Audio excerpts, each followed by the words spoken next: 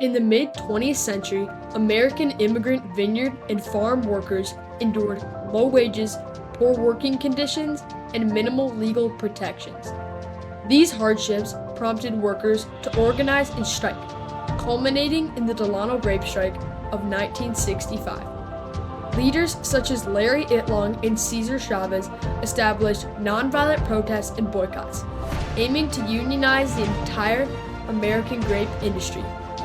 The strike concluded with growers granting higher pay, improved working conditions, and legal labor protections, transforming the rights of American immigrant vineyard and farm workers for generations to come. Immigration rates in the United States, especially in California, grew immensely after World War II. Most of the immigrants came from countries such as the Philippines and Mexico. This graph shows an increase of LPRs, lawful permanent residents, who are immigrants allowed to work and live in the United States. The growth starts around the late 50s and continues growing through the 60s and 70s. This growth was caused by poor living and employment conditions in the homelands of the immigrants, which include harsh labor, low pay, and unsafe environments. Families found it difficult to live in these conditions. This prompted many families to look for better job opportunities in the United States. Many immigrants, specifically Mexicans, were brought to the U.S. through the Parcero program, which gave immigrants numerous job opportunities and the grape farm owners. Yet, the immigrants were met with more exploitive and dangerous work conditions on these grape farms. One account from an anonymous worker said even animals enjoyed better conditions. The immigrants experienced low pay, intense heat, awful sanitation, and crowded housing, as well as exposure to dangerous pesticides that led to health problems for the workers.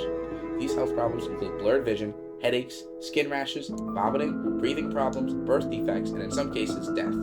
Despite these hazardous work conditions, the lack of job opportunities kept the workers in the fields, forcing them to cooperate with the owners in their unfair work environments.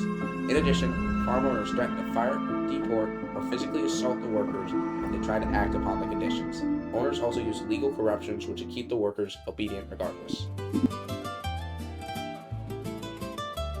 The Delano Grape Strike began on September 8, 1965, when the Agricultural Workers Organization Committee, or AWOC, voted to strike at the local Filipino hall in Delano, California.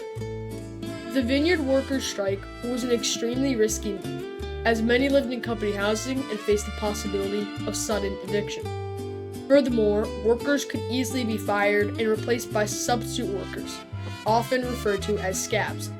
Despite these risks, 800 vineyard workers went on strike, demanding an increase in hourly wages from $1.25 to $1.40, as well as a box payment increase from 10 cents to 25 cents, and enhanced labor protection.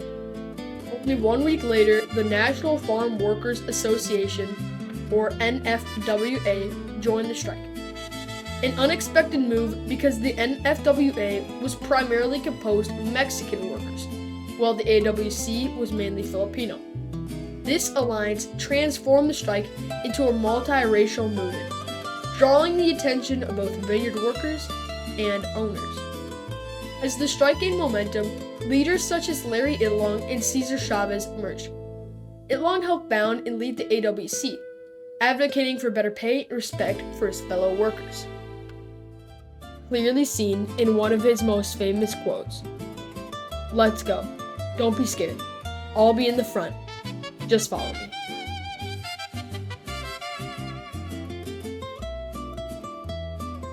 Cesar Chavez joined the strike when the NFWA united with the AWC. Chavez put aside racial backgrounds and gained nationwide attention by organizing nonviolent protests and boycotts, such as the boycott of Shinley Industries in December 1965, which targeted the second largest grower in the area. They boycotted by uniting with other unions to stop the distribution of their wine and liquor. Boycotts such as this would prove effective in the strike. Another form of strike was marches, including the Delano Grape Strike March of 1966, officially called the Pregation, or pilgrimage, which covered nearly 300 miles from Delano to Sacramento. This action attracted coverage from news stations like NBC, with many protesters displaying signs bearing the iconic phrase used in the strike, Puebla, which translates to strike.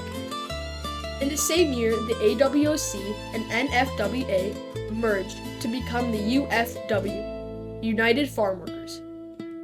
Strikes and boycotts continued to gain traction, and in July 1970, with significant pressure from boycotts and public opinion, the strike came to an end, marking a major victory for the UFW and unionizing the entire American grape industry.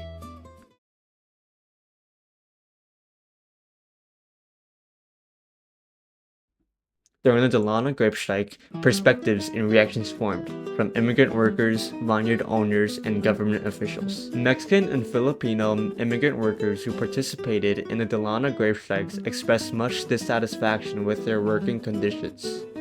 Most Mexican workers participated in the strike for the idea of fair treatment, respect, and justice for their race. They saw the poor conditions and prey as disrespect towards them. In part, many Filipino workers, the majority of whom faced poverty and harsh living conditions, were mainly concerned about fair wages and economic security. These opinions were contrasted by government officials and farm owners. Some believed that the workers' demands were excessive and outlandish. According to a Delano workers' diary, growers or persons representing them stated, "These outsiders are agitators just coming to Delano to make trouble," referring to strike leaders and organizers. Government authorities viewed the strikers as lawbreakers and believed the response to the strike was disproportionate. Armed police in Delano frequently arrested picketers, and local law enforcement often acted on behalf of the growers. With the first arrest of Delano workers on September 8, 1965, the same day the strike started. The government also worked with the U.S. Border Patrol to bring in new workers to replace those who left to strike. With harsh pushback from government officials and growers, strikers made the pivotal move to launch boycotts. The boycotts consisted of speeches, walks, rallies, and international newspapers. These actions proved successful by shifting the perspective of the public, antagonizing growers, and unveiling the conditions workers faced. Perspectives on the strike caused pushback from growers and government officials, but it ultimately ended the strike with the public perspective on the side of the Delano workers. 42% of the public agreed with the workers, while 40% did not, the rest with no opinion, showcasing the strength of the public opinion, changing the outcome of the strike to be a win. In 1975, the Agricultural Labor Relations Act was passed in California. This gave farm workers the right to bargain freely, form farm worker unions, have more protection from discrimination, and get better wages and working conditions. Because of the ALRA, the Agricultural Labor Relations Board was established by the state government. The board was established to protect the rights granted by the ALRA. This gave the right for farm workers to join together in groups to ask for better treatment.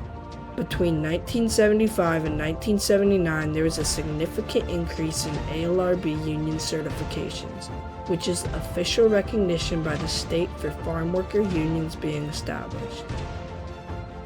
In the years that followed, several important laws were made to protect the farm workers, including the Migrant and Seasonal Agricultural Worker Protection Act in 1983, the Immigration Reform and Control Act in 1986, and the Worker Protection Standard in 1992.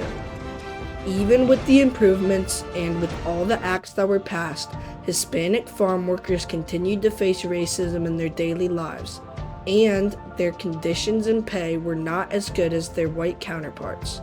In 2008, the average pay for indigenous farm workers was less than $14,000 per year, while non-indigenous farm workers averaged around $23,000 per year. In the future, we can address these problems by offering fair hours and pay, getting farm workers better safety, and creating programs that support farm workers' transition into farm management and ownership in the future.